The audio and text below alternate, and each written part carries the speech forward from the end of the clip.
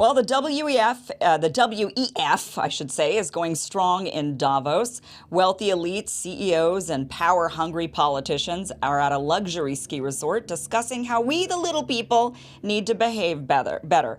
And one of those ways is to control our speech. Here's the Vice President of the European Commission, Vera Jourova, talking about making hate speech illegal in the United States. Watch this. Well, we need the people who understand the language and the case law in the country.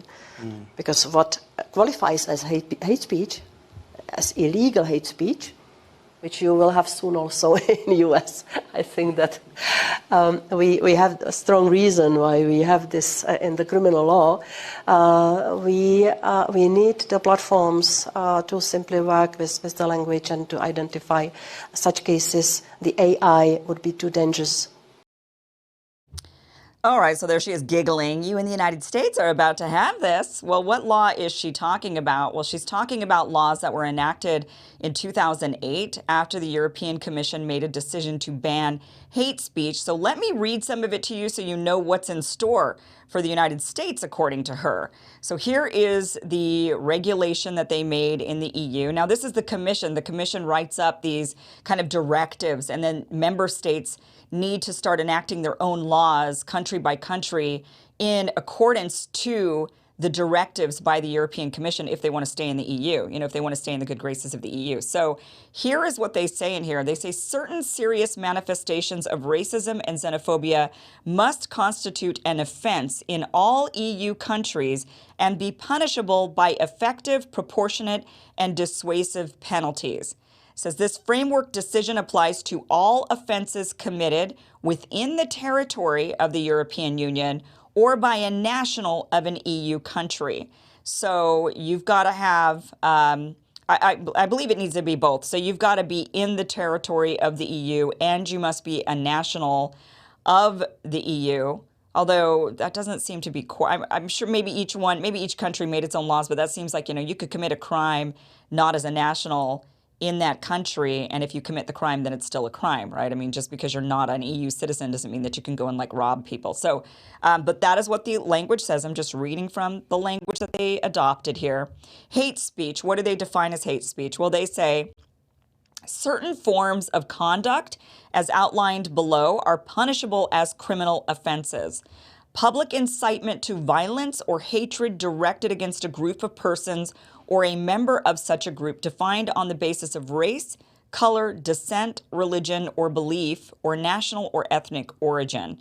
Okay, so public incitement of violence. So I can understand the violence aspect. If you say everybody should go and shoot, XYZ people, that is an absolute incitement to violence, right? That's direct. But hatred directed at a group, if you say, for example, because they're saying hatred directed against a group of persons or member by the basis of race, color, descent, religion, or belief, or national or ethnic origin. So if you said something like, I don't like Christians, I don't like any Christians are crazy and their Bible has led to all these wars, and I don't like Christians, I hate them. That would be possibly considered hate speech in the EU, and that would be a criminal offense to say you don't like a certain group of people based on. Now I can understand. I can't understand. I don't agree with hate speech laws at all. In fact, I don't. I just you can hate whoever you want, and you should be free to express that completely. But it's one thing to say, okay, you can't say you hate a group of people based on their race or color of their skin or ethnic origin or national origin. I understand that. People can't really help that. But your beliefs or your religions, those are actually choice, right? So it's interesting that they clump that in there because those are actually a choice. You don't have to be your religion. You can convert in or out of religions typically, right? Goes on to say, the above mentioned offense when carried out by the public dissemination or distribution of tracts, pictures, or other material. So it's when you put that out there publicly. So publicly condoning, and here's another one. This is part of hate speech. Now this one is really alarming. Publicly condoning, denying, or grossly trivializing crimes of genocide crimes against humanity and war crimes as defined in the Statute of the International Criminal Court and crimes defined in Article 6 of the Charter of the International Military Tribunal when the conduct is carried out in a manner likely to incite violence or hatred against such a group or a member of such group. So you're not allowed to deny genocide, which, they call a lot of things genocide. They label a lot of things that are not genocide as genocides, and you're not allowed to be a genocide denier, according to this. You're also not allowed to trivialize or deny crimes against humanity and war crimes.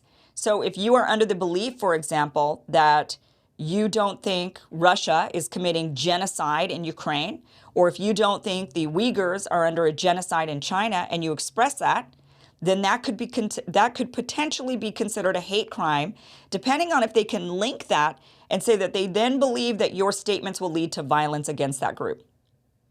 So if they say, if it's going, and that can be interpreted in a variety of different ways.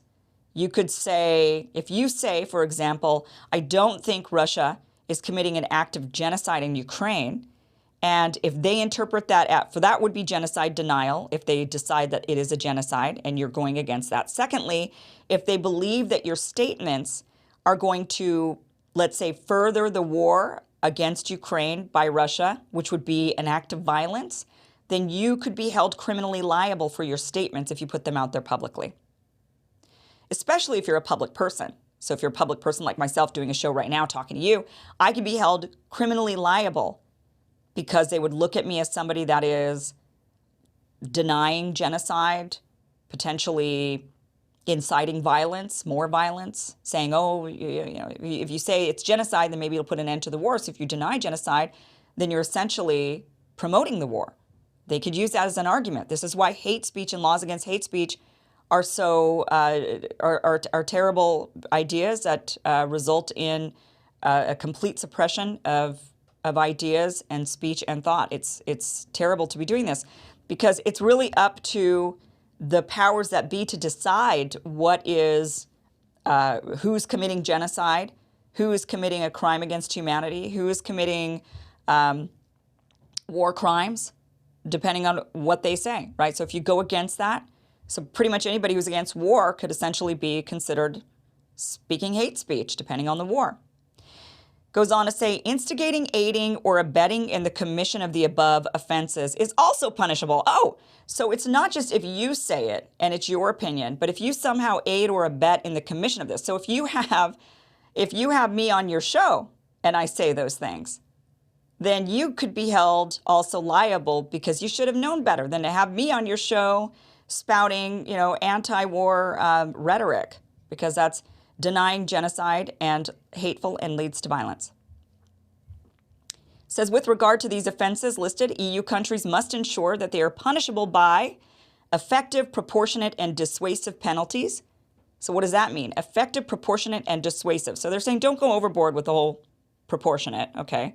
But that is up to the eye of the beholder, right? That's up to your interpretation of what is proportionate. Some people believe that chopping off your hand is proportionate for theft. So effective, proportionate, and dissuasive penalties, a term of imprisonment of a maximum of at least 1 year. So you can go to jail for this. It's not just other penalties that they decide to put on you. You might go to jail. With regard to legal persons, the penalties must be effective, proportionate, and dissuasive and must consist of criminal or non-criminal fines. In addition, here's where it gets good. In addition, legal persons may be punished by exclusion from entitlement to public benefits or aid, right? So they could cut you off from your welfare. They could cut you off from any public benefit that you may be receiving. So you better not speak up, or else, they could take a public benefit, maybe even the right for you to, I don't know, any public benefit, right? Anything that you may be using. Temporary or permanent disqualification from the practice or of commercial activities. So you might be banned from any commercial activities. You might not be able to sell your product or open your store. You may be placed under judicial supervision, and you may end up with a judicial winding up order. I'm not really sure what that is. So essentially, they could put you on lockdown and punish you by sanctioning you personally. You could be personally sanctioned if you end up speaking what they consider to be hate speech, their interpretation of hate speech. So you could lose your right maybe to visit a public park. That's a public benefit, right? You could lose your right to maybe even an education, because that may be a public benefit if you're going to public schools. You may not be able to open up your store. You may be disqualified from just existing, it sounds like. They could punish you in a variety of ways. They've left the door completely open with this directive on how countries should go about punishing those who spew hate speech. How dare they? Those war crime deniers. So it says hate crimes in all cases, racist or xenophobic motivation shall be considered to be an aggravating circumstance, or alternatively, the courts must be empowered to take such motivation into consideration when determining the penalties to be applied. So what does that mean? That means you might not even be racist or xenophobic at all. They don't care. They're saying that would just exacerbate the problem. So if we find after you make these statements that we consider to be hate speech, so you don't even have to be a xenophobe or racist, even according to them. But if they find out that you are, when they examine you a little bit, then that would just enhance the punishment. That's what they're saying. You don't actually have to be a racist to be punished and convicted of a crime of hate speech against a group of people. But if you are found to be racist, then they're just going to up the ante on you. They're going to really make sure that you pay. Ban you from society, fine you, put you in jail. That is what they're going to do. Now, an example of this is Eric Zemmour. He is what they consider a far-right French politician, ran for president, and he himself has actually been convicted of these hate speech crimes. So he's just one example. There are many others, but I just wanted to bring up one real-life example for you. So in 2016, in September of 2016, he was on a television show.